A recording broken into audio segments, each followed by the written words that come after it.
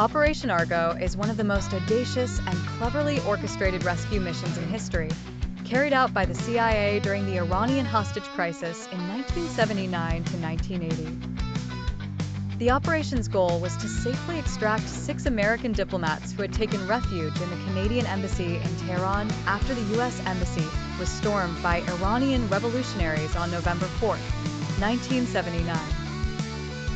While 52 Americans were held hostage at the embassy, these 6 managed to escape but were in hiding, fearing capture and possible execution. The situation in Iran was highly volatile following the Islamic Revolution, which saw the overthrow of the Shah and the rise of Ayatollah Khomeini. The U.S. was viewed as an enemy, and the capture of the embassy was a direct response to America's support for the Shah, who had been admitted to the U.S. for medical treatment.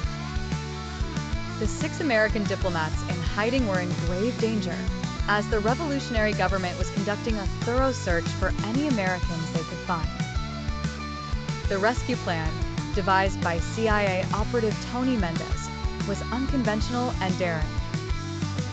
Mendez, an expert in disguise and exfiltration, proposed that the 6 Americans pose as a Canadian film crew scouting locations for a fictional science fiction movie titled Argo.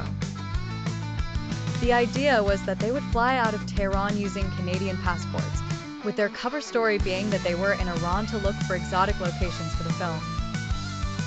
To make the cover story believable, the CIA went to great lengths to create a full-fledged Hollywood production.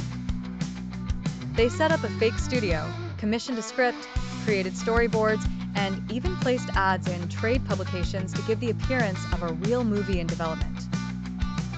The cover was so convincing that Hollywood insiders believed the film was genuine.